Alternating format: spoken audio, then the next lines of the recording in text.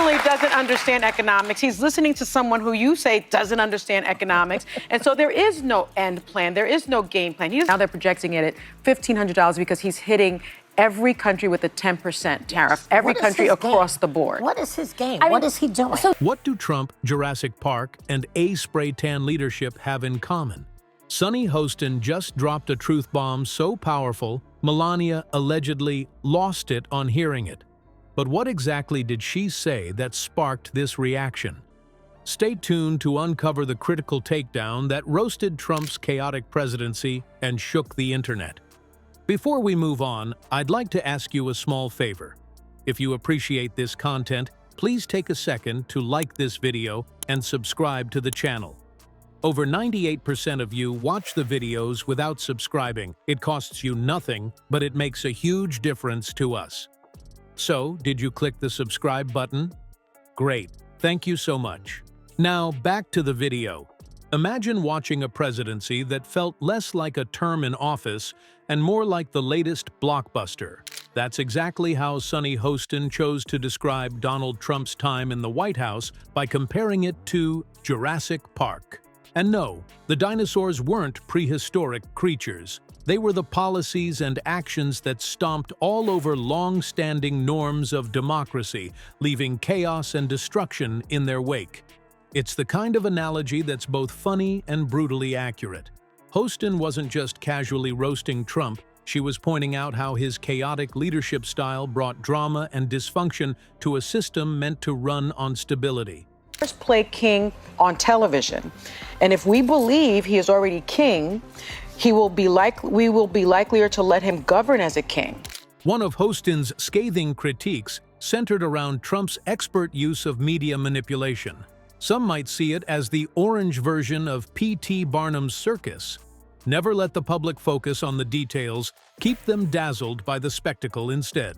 Trump used his platforms, especially Twitter, not to communicate as a leader, but as the master of his own reality show. Every tweet was another episode, stirring outrage, grabbing headlines, and dividing audiences. But instead of boosting ratings, it shredded public trust in institutions and leadership. Think of it like watching a chef who sets the entire kitchen on fire just to make his soufflé look dramatic. Sure, it grabs your attention, but when the show's over, all that's left is smoke damage. 2 casinos, he had 6 bankruptcies. Nobody does that. He's just not a good business person. He doesn't understand economics. Sunny Hostin doubled down on this idea, showing how Trump's methods were designed to prioritize his ego above substance. The man infamously tweeted more during crises than he worked to solve them. For example, during the COVID-19 pandemic, when Americans were desperate for clear leadership, Trump flooded Twitter with attacks on journalists, governors, and basically anyone who didn't sing his praises. While most Americans were refreshing their social media hoping for safety guidelines, Trump was busy claiming credit for things he didn't do and slapping juvenile nicknames on his critics. The phrase leadership by distraction comes to mind because it wasn't governance. It was chaos. The 45th president's love affair with Twitter wasn't all fun and games, though. It blurred the line between governance and entertainment in ways the U.S. had never seen before, eroding the dignity that comes with high office. Studies during his presidency found that his constant online feuds and false claims contributed to rising distrust in government. People didn't know what to believe anymore, and that's not an accident. It's by design.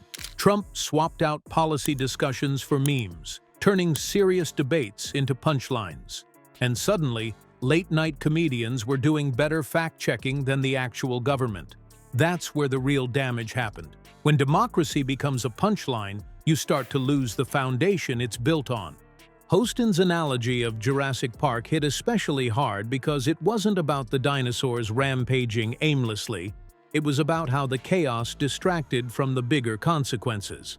Trump's presidency often felt like a 24-hour news cycle disaster. You were so focused on the immediate mess, you missed the cracks forming in the system underneath. His Twitter rants weren't just a means to attack his enemies.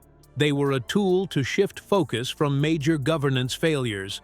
Hostin highlighted how this endless circus act hurt the public in the long run. government became less about progress and more about one man's need to control the narrative. You can only throw so much glitter at a mess before it's clear you're trying to cover something up. Her critique didn't stop there. She also pointed out how Trump further damaged the nation's credibility on the world stage. His administration's practice of airing dirty laundry on social media made the U.S. look unhinged to other countries. Allies weren't sure whether to rely on official channels or just follow Trump's Twitter account to understand U.S. policy. It was like a bad reality show being watched on a global scale. And yeah, world leaders were cringing too. One by one, Hostin's examples crystallized her biggest point. Trump's presidency didn't just stress-test democracy, it trampled it like a T-Rex sprinting through a theme park. Every tweet, every personal attack, every off-the-cuff remark came with consequences that set dangerous precedents for future leaders. Whether it was undermining the media, spreading false information, or making leadership look like a sideshow act, it all worked to hollow out democratic principles. And that's where Hostin's sharp wit comes in. By reducing Trump's presidency to a blockbuster gone wrong, she exposed the absurdity at its core. Don't believe Trump. Yeah. And what he said is that Trump has never really wanted to be president. He actually has always wanted to be king. But also the damage done in the name of spectacle. She wasn't just making fun of Trump. She was pointing to something much deeper. Leadership isn't supposed to be about ego or attention. It's about responsibility. Trump's approach, as Hostin illustrated, was the exact opposite. The Jurassic Park analogy might make you laugh, but the underlying truth isn't funny at all. A system built to uphold democracy was turned into a circus, or maybe more accurately, a disaster movie. And if all of this wasn't enough, Hostin's criticism also teed up another major area of chaos in Trump's presidency: his economic decisions. And I'm thinking, no country can count on America anymore. They're going to ice us out economically. We're going to be on our own. Because as chaotic as his media manipulation might have been, his policies were just as messy, especially when it came to jobs and trade wars. What do spray tans and economic policies have in common? According to Sunny Hostin, they both look bold at first, but leave you worse off when the shine wears off. Her sharp critique of Trump's trade wars made one thing clear.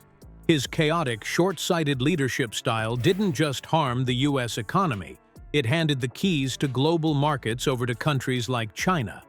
And nothing proves her point better than the chunk of the American auto industry that turned to Beijing for better opportunities under Trump's watch. But Trump definitely doesn't understand economics. He's listening to someone who you say doesn't understand economics. And so there is no end plan. There is no game plan.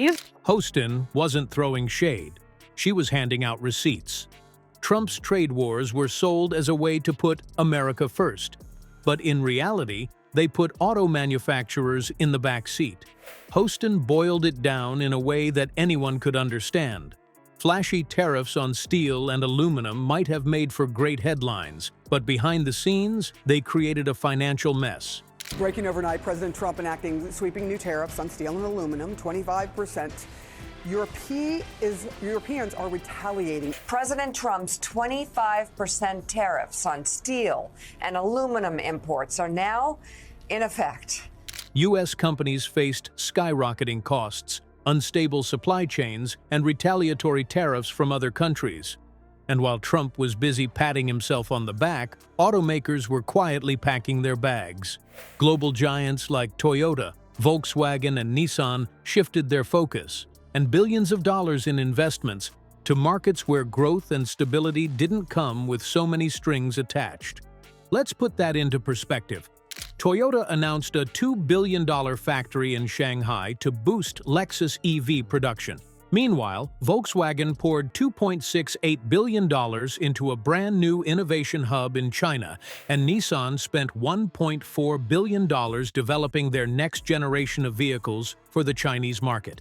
Compare that to what was happening in the US: plant closures, job cuts, and climbing car prices. Under Trump's policies, American automakers weren't just competing with foreign brands, they were being outpaced by them in every direction. Sunny Hostin framed it perfectly. Leadership sprayed on for image might look good in the mirror, but out in the real world, it left American businesses scrambling to compete with countries like China, where support for innovation kept them 10 steps ahead. Here's where the metaphor of the spray tan goes deeper than just a dig at Trump's image. His policies weren't simply superficial, they actively made things worse. Tariffs and retaliatory trade wars forced the auto sector into survival mode, eroding trust in government support. On a country that every 4 years could elect a dictator. They can't rely upon Well, us. they The have to problem stop with this it now. is the damage in many ways is done. Companies needed substantial planning to stay competitive, but under Trump's administration, they got sudden changes and economic chaos. The result? A ripple effect that left not just the auto industry, but the U.S. manufacturing sector gasping for air. It wasn't about preserving jobs, despite Trump's campaign promises. It was about slapping a shiny coat on failing policies until the cracks inevitably showed. Australia's Prime Minister Anthony Albanese said Trump's tariffs have no basis in logic, are not the act of a friend, and he called them totally unwarranted. Tesla expanded its operations with a major gigafactory in Shanghai. And all of this unfolded while Trump doubled down on policies that only pushed these corporations closer to Beijing. What makes Hostin's critique sting even more is how unnecessary much of the economic fallout was. If Trump's policies were designed to protect American jobs and manufacturing, why did they end up achieving the opposite? Now they're projecting it at $1,500 because he's hitting every country with a 10% tariff, every What is country his across game? the board. What is his game? mean, What is he doing? Very chaotic tariff policy that the president is putting in place and pretending that that will have benefits for American workers and American communities across the country. Instead of reshaping trade relationships to benefit the U.S., the administration alienated global partners and left American businesses out in the cold.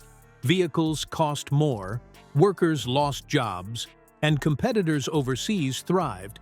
Trump's approach wasn't about strategy, it was about spectacle. But no one drives a thriving economy off of spectacle alone. Sunny Hostin pointing that out was less of an insult and more of a reality check. Take Toyota's move as an example. It wasn't just about chasing profits, it was about cutting losses. Building their Shanghai plant for hydrogen-powered Lexus vehicles gave them access to modern infrastructure, government incentives, and a market backed by long-term planning. These aren't minor decisions. They're proof that companies saw more stability in aligning with China than sticking with the America First policies touted under Trump. And that's a hard pill to swallow when you remember Trump spent years selling himself as the savior of American manufacturing. And people seem to think that things are happening by executive order. And I think that that is his plan. Hostin summed it up with her spray tan flavored leadership line. And honestly, it fits. Policies made to grab attention, whether through tariffs, trade wars, or overblown promises, did little to actually strengthen the economy. Instead, they left lasting damage. The U.S. didn't just lose money and jobs during this time, it lost credibility. Global firms began treating U.S. policies, as Hostin put it, as temporary distractions compared to the long-term value offered elsewhere. And the American worker? Well, they got stuck paying the price for it all. By the time Trump was out of office, the damage was done. The cracks in the shiny exterior were glaringly obvious. Sunny Hostin tied this mess back to a bigger picture. Leadership that prioritizes ego over responsibility leaves everyone worse off. Economic uncertainty, weakened industries, and a loss of trust in government aren't just temporary setbacks. They're the real consequences of superficial, chaotic decision-making. And here's the kicker. This wasn't just about the economy. As Hostin hinted, the same chaos bled into the very structures of democracy itself. Sunny Hostin didn't just critique Trump, she painted a picture of leadership so chaotic it left lasting scars on both democracy and the economy. She called it spray tan flavored leadership, and honestly, the metaphor fits.